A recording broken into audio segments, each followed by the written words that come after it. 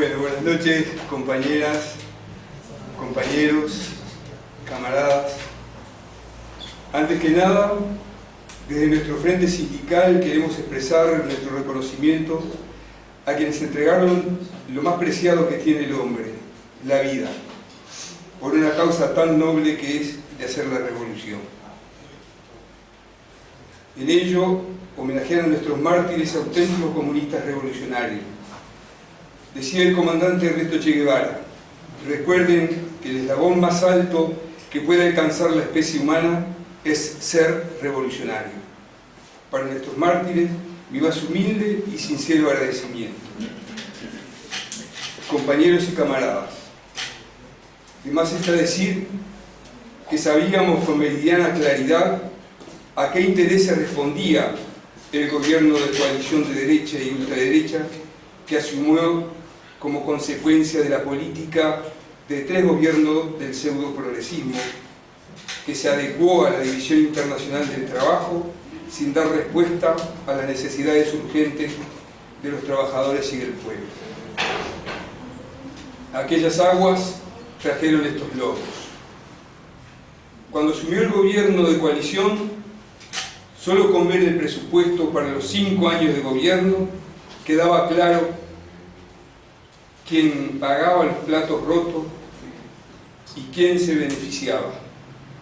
Bastaba con ver de dónde provenían los recursos del Estado y en qué se gastaban. Hay que ver que los recursos del Estado salen del bolsillo de los trabajadores y del pueblo. Provienen del IVA, del IMESI, del IRPF, 3 grandes rubros que hacen a los ingresos del presupuesto nacional. Provienen del IAS y el IRAE. Este último lo pagan fundamentalmente los pequeños y medianos empresarios, mientras que las grandes empresas están en zona franca y no lo pagan, agregando a esta lista además aquellos inversores que por varios años son exonerados del pago de ciertos impuestos o la devolución de impuestos que hace el Estado a gran parte de los explotadores que no ingresan a la cerca del Estado. En definitiva, el presupuesto quinquenal al comienzo de este gobierno dejaba de manifiesto una estructura impositiva regresiva, porque pagan más los que tienen menos y pagan menos los que tienen más. Así de simple, quien paga es el pueblo y los trabajadores, y el que se beneficia es el gran capital. Podríamos hablar de la estructura de gasto del Estado. Sin embargo, los cambios en los gastos del Estado se dan en la rebaja de los salarios de los trabajadores públicos, sumado al recorte en el ingreso del personal, que cada 3 que se retiran solo ingresan 1. Entre las empresas públicas, el gobierno de coalición multicolor, entre comillas, anunció que en el periodo de gobierno el resultado de las empresas públicas se multiplicaría por 6. ¿Y quién paga esa supuesta ganancia de las empresas públicas? Obviamente, los trabajadores y el pueblo. O sale de la rebaja de los salarios de los trabajadores, o sale de cobrar más caras las tarifas al usuario. Para que la ganancia sea mayor, no hay vuelta. O se vende más caro, o se disminuyen los costos. Esto se hace para transferir ese dinero del presupuesto al pago, entre otras cosas, de los intereses de la deuda externa. En su afán privatizador, el gobierno busca transferir hacia los sectores privados todo lo que sea rentable, o todo lo que parezca rentable. Ante el afán privatizador de este gobierno reaccionario, estamos empeñados a seguir batallando y dar la lucha para frenar esta dura acometida contra el ingreso de grandes empresas monopólicas a apropiarse de las empresas del Estado. Para muchas veces pasa muchas veces desapercibida esta lucha en defensa del patrimonio nacional. La lucha llevada adelante por la Federación de ANCAE en defensa de la industria del cemento Portland contra la decisión del gobierno de asociar con privados que desembocó en la ausencia de oferentes en la licitación. El directorio de ANCAP argumentó que la decisión fue tomada a causa de la pérdida económica que significaba para el Estado mantenerlo, pretendiendo con ello demostrar que no es beneficioso para el Estado, pero sí para los privados. Cuando la política de los sucesivos gobiernos ha sido sistemáticamente dejarla venir abajo con la intención de desmantelarla, tratando de señalar que no es realmente para el Estado, mostrando como ineficiente para competir con las empresas privadas en este rubro. Sin embargo, lo que demuestra es que no tiene asidero lo que dice, lo que argumenta el gobierno de que ANCAP daría pérdidas y el privado obtendría ganancias, incluso tomando en cuenta que la infraestructura que va a usar el privado es la de ANCAP. Esto es lisa y llanamente la entrega del patrimonio nacional. El mismo sentido tiene el caso de UTE, que luego de una transformación de la matriz energética, no la incorporación al sistema de energía eléctrica renovable, no convencional, que en su gran mayoría se encuentra en manos de capitales privados y que gozan de grandes exoneraciones fiscales y contratos a largo plazo, donde se le asegura la compra de energía, aunque no la precisen, pagándole un precio superior a lo que implicaría utilizar otra fuente de energía. O sea, estamos subsidiando con dinero del pueblo al gran capital privado. El Ministerio de Industria este año, mediante un decreto, modifica el funcionamiento del mercado eléctrico, permitiendo que los generadores privados puedan contratar en forma particular con los grandes consumidores, descolgándose de UTE, quienes pasan a competir en el mercado mayorista de energía eléctrica. Privados que no asumieron los costos del cambio de la matriz energética y diversos costos fijos de generaciones que pagamos en la tarifa de UTE. Un informe técnico prevé pérdidas económicas para UTE si grandes consumidores contratan con privados, advirtiendo que los mismos son el 0,03% de los clientes y consumen el 25% de la energía. Otro caso es el de OCE. La intención de sortear sequías prolongadas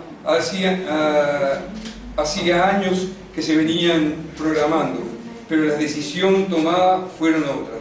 La necesidad de aumentar la reserva de agua en la zona metropolitana para prever situaciones como las que tuvimos que soportar se venía programando desde el año 2011. El directorio de OCE en el 2011 se plantea realizar obras que subirían la cota del embalse de Paso Severín, lo que lograría una reserva de 71 millones de metros cúbicos de agua, hoy de 77 millones de metros cúbicos de capacidad, quedando desestimado. En el 2016 se resuelve la realización de una presa en el arroyo Casupá, asegurando reservas para 20 o 30 años. Pasaron 7 años y quedó en veremos. Esto demuestra hoy que el pueblo sufre las consecuencias de una política que no previó y que no lo ha tomado en cuenta a la hora de priorizar las necesidades más urgentes, el suministro de agua potable a la población, como lo establece la Constitución.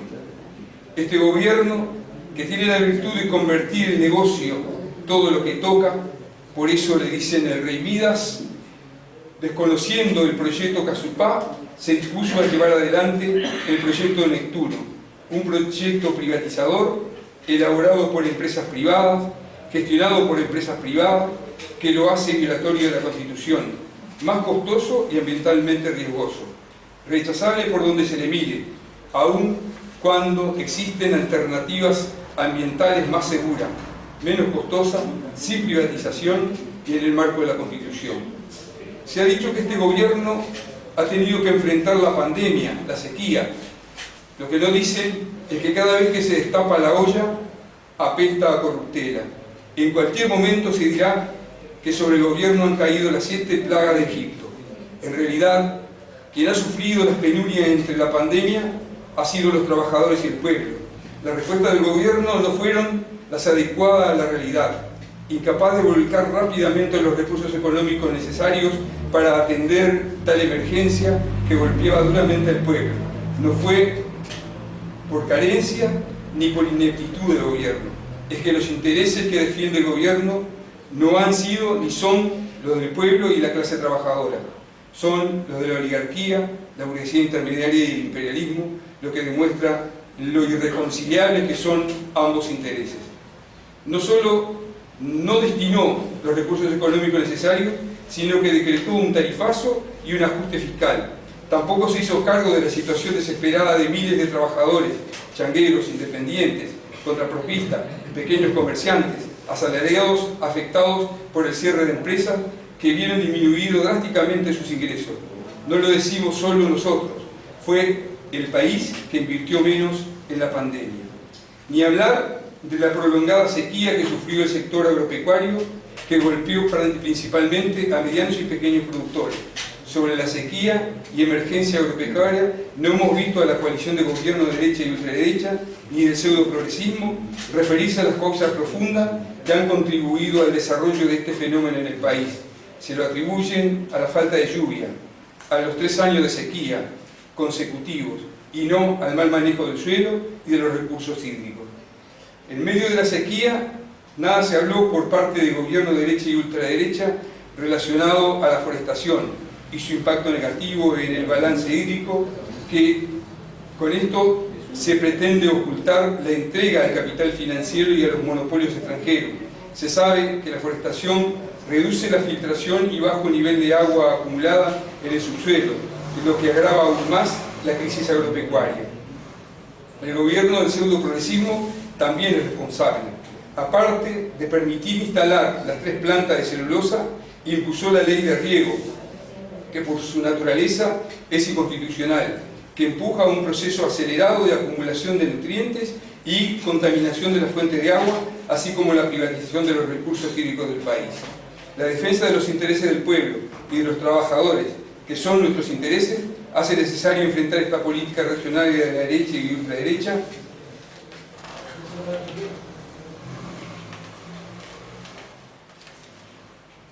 en la calle, y al oportunismo hoy, mayoría en el movimiento sindical, enfrentarlo y confrontarlo a través de las agrupaciones sindicales clasistas en cada sindicato, capaces de fortalecer la participación, la solidaridad y la lucha por los intereses de nuestra clase obrera y del pueblo. En cada sindicato u organización en la que participamos, batallamos por los derechos de las y los trabajadores, impulsando el surgimiento de agrupaciones clasistas en los sindicatos donde los hay y unirnos al clasismo en el PCNT. Este es un lugar de lucha para que se organice y se sumen compañeros con el cometido de fortalecer y respaldar la lucha en general de los trabajadores y el pueblo. Ya van 3 años de pérdida salarial y rebaja de jubilaciones, de aumento de precios y del costo de vida. Los salarios se encuentran en una media de 25.000 pesos cuando la canasta familiar es más de 120.000 pesos y las jubilaciones promedio son de 16.000 pesos. El gobierno, con ayuda del oportunismo, ha hecho pagar a los trabajadores y al pueblo la reducción fiscal y los costos de la pandemia. Mientras para nosotros y nosotras se intensifica y profundiza la explotación y se agrava y extiende la miseria, los monopolios imperialistas y grandes terratenientes se enriquecen con el aumento de las exportaciones de materias primas agropecuarias. Es claro que la política del gobierno reaccionario no favorece la producción nacional ni a los trabajadores y al pueblo. Sirve a las clases dominantes y al imperialismo, profundizando la dependencia. De hecho, le mantiene los privilegios a los monopolios imperialistas y los grandes terratenientes, como UPM con exoneraciones fiscales. Se ha mostrado todos estos años que la mayoría oportunista de la dirección del PCNT está para transigir con el gobierno. Primero fue con el diálogo nacional, luego avalando el acuerdo puente en el ajuste salarial y continuamente ha venido dividiendo, trancando la lucha, dando dilatoria en la realización de paros generales.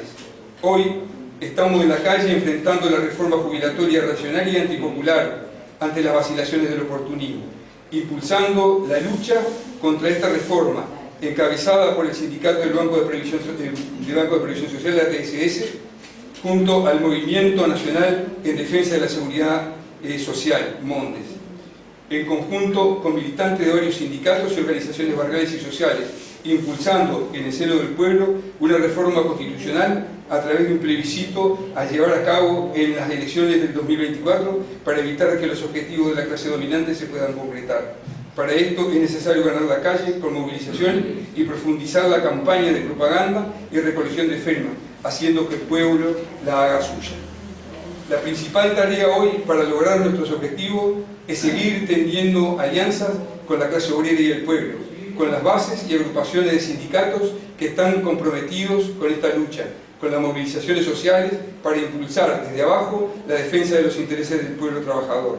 En ese camino también impulsamos la movilización popular en el camino del plebiscito de la reforma constitucional, como lo hacemos en defensa del salario y el trabajo digno. Es necesario entonces que desde el clasismo impulsemos la unificación de la lucha y la discusión de un programa mínimo del movimiento sindical enfocado en recuperar la pérdida salarial de estos años y el ajuste como mínimo por inflación, así como exigir el congelamiento de los precios de la canasta familiar, manifestar nuestro rechazo a la reforma de la seguridad social, la reforma de la educación y el proyecto Arasatí, entre otros. ¡Viva el Partido Comunista Revolucionario! ¡Viva la Unidad Popular! ¡Viva la Revolución!